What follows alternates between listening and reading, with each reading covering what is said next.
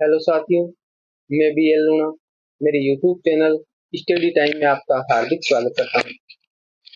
हम अलंकार के बारे में पढ़ रहे थे और आज जो अलंकार है वो हमारा अलंकारों की जो लास्ट क्लास है, इसके बाद में जो हमारा अलंकार का जो टॉपिक है वो कंप्लीट हो जाएगा। तो अगर आप मेरे चैनल पर पहली बार आए हो तो आप मेरे चैनल को सब्सक्राइब कर ले, बेल आइकन को ऑल पे प्रेस कर ले ताकि मेरे आने वाले हर वीडियो का नोटिफिकेशन आपको मिलता रहे। दूसरी बात, जो हिंदी व्याकरण है और जो हिंदी साहित्य का इतिहास है, दोनों के नोट्स मैंने टेलीग्राम पे अपलोड कर दिए। आप जाकर उस टेलीग्राम को ज्वाइन कर लीजिए, जिसका लिंक मेरे वीडियो के डिस्क्रिप्शन बॉक्स में, और आप उसको अच्छे से डाउनलोड कर लीजिए।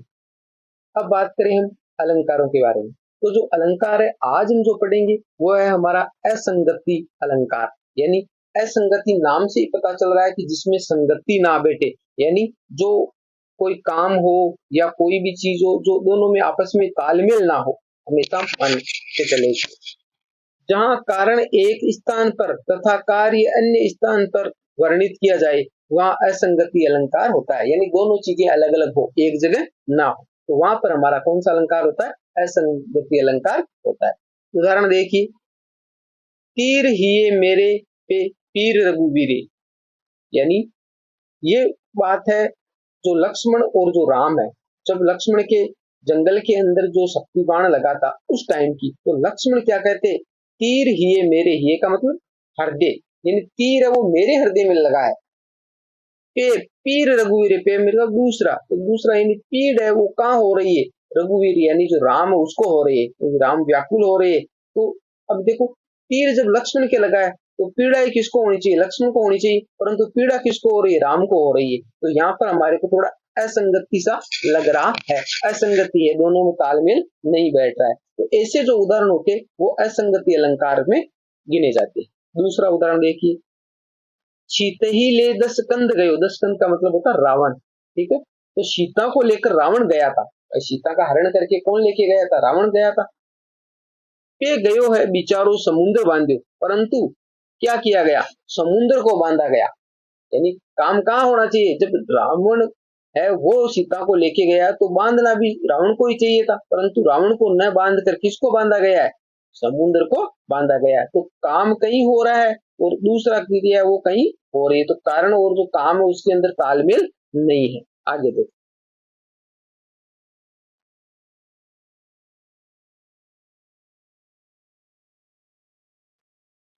विभावना अलंकार। विभावना अलंकार देखो, जब कारण के न होने पर भी कार्य का होना वर्णित हो, होने पर विभावना अलंकार होता है। यानी कोई कारण ही नहीं है फिर भी कार्य हो रहा है, ऐसी स्थिति पैदा हो तो वहां पर हमें विभावना अलंकार करना है।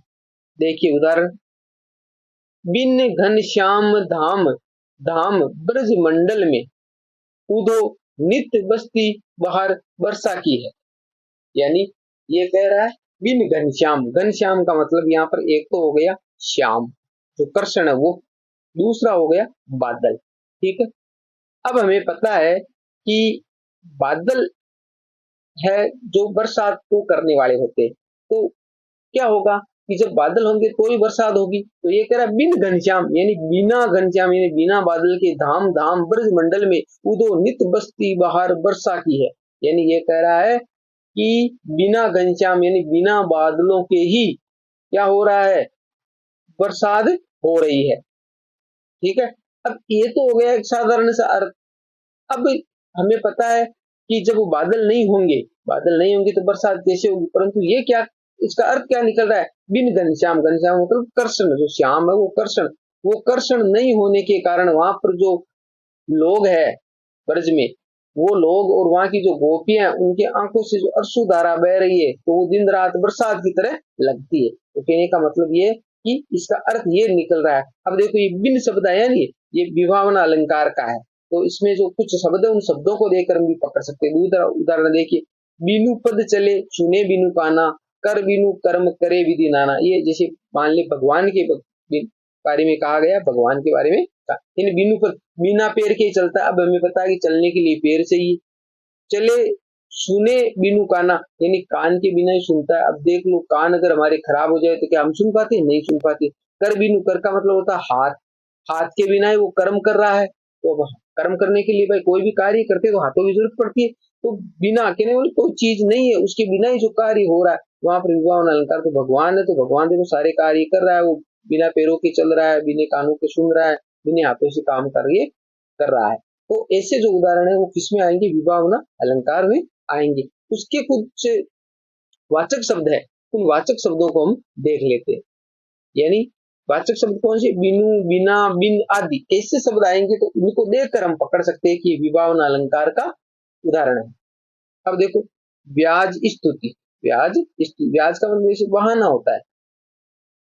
निंदा के कथन के बहाने स्तुति, या स्तुति के बहाने जहां निंदा का कथन हो वहां ब्याज स्तुति अलंकार होता है।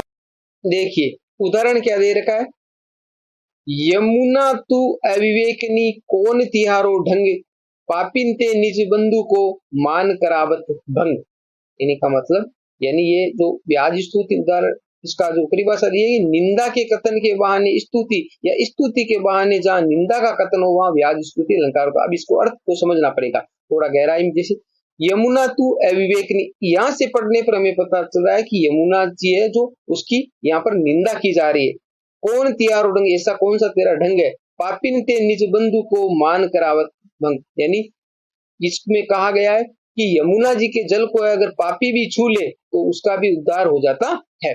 क्यों कि ये कह रहा है कि जो उसका जो यमराज है ना, वो यमराज है वो भी कुछ नहीं बिगाड़ पाता है, यमराज है वो भी कुछ नहीं बिगाड़ पाता है। क्यों, क्योंकि ये कह रहा मान करावत बंधु को, वो मान करावत भंग। यानी बंधु का मतलब ये कि जो जमुना है वो सूर्य की पुत्री है और यम है वो सूर्य के पुत्र है, तो दोनों एक ही हो गए, इसलिए वो यमराज है वो भी अगर हम यमुना की शरण में चले गए तो वो भी उसका कुछ नहीं बिगाड़ पाता है। तो कहने का मतलब है यमुना जी की निंदा, यहाँ पर निंदा नजर आ रही है, परंतु उसके बाद में इसकी स्तुति की गई है। तो ऐसे जो है उदाहरण वो ब्याज स्तुति अलंकार में गिने जाते हैं। अब जो इस क्लास का जो लास्ट है अलंकार वो है मानवीकरण अलंकार। मानवीकरण का मतलब जहां अमानव यानी निर्जीव वस्तुओं पर मानव सुलभ गुणों और क्रियाओं का आरोप किया जाता है वह मानवीकरण अलंकार होता है। यानी जो निर्जीव वस्तुएं हैं जो क्रियाएं नहीं कर सकती उसमें मानव से संबंधित जो क्रियाएं हैं उनका आभास करवाया जाता है, वहां पर हमें क्या होता है, मानवीकरण अलंकार होता है। उदाहरण देखिए, चुपचाप खड़ी थी वृक्ष पात, यानी वृक्ष पात का मतलब वृक्ष के जो पत्ते वो चुपचाप खड़े थे, अब वो तो अपने आप ऐसे ही खड़े होते। सुनती जैसे कुछ निजी बात, यानी वो इस प्रकार चुपचाप खड़ी है कि जैसे कोई निजी बात को, गुप्त बात है, उस बात को सुनने के लिए वो शांत स्थिति में खड़ी है। पर इस ऐसा नहीं है, ये जो ऐसे चुपचाप सुनने का काम, ऐसे जो गुप्त रूप से सुनने का काम, ये काम कौन, मनुष्य का है, मनुष्य करता है। बाकी वो तो क्या है कि वो तो जैसे हवा नहीं चल रही, माहौल सुनसान हो रखा, तो अपने आप वो सुनने से आराम से खड़ी है, वो इसकी एक प्राकृतिक घटना है। परंतु उस पर आरोप ये किया गया कि वो चुपचाप ऐसे खड़ी है जैसे किसी की कोई बिना हलचल के कोई बात सुन रही हो। तो ये जो ऐसी क्रियाएं हैं, जैसे वो एक डोला मारूरा दुआ के अंदर है, थम्बा नाचे घर हंसे खेलन लागी खाट। यानी जो थम्बा है, कहने का मतलब उसको ऐसी खुशी होती है जब वो उसका प्रेमी आता है, तो थम्बा नाचे घर हंसे खेलन लागी खाट। तो थम्बा है जो होता है वो नाचता नहीं है, घर कभी हंसता नहीं है, और खाट है वो कभी खेलती नहीं। ये सारी क्रियाएं ये मानव के द्वारा संपन्न की जाती है। तो ऐसे जो सारे उदाहरण है वो किसमें आएंगे, मानवीकरण अलंकार में आएंगे।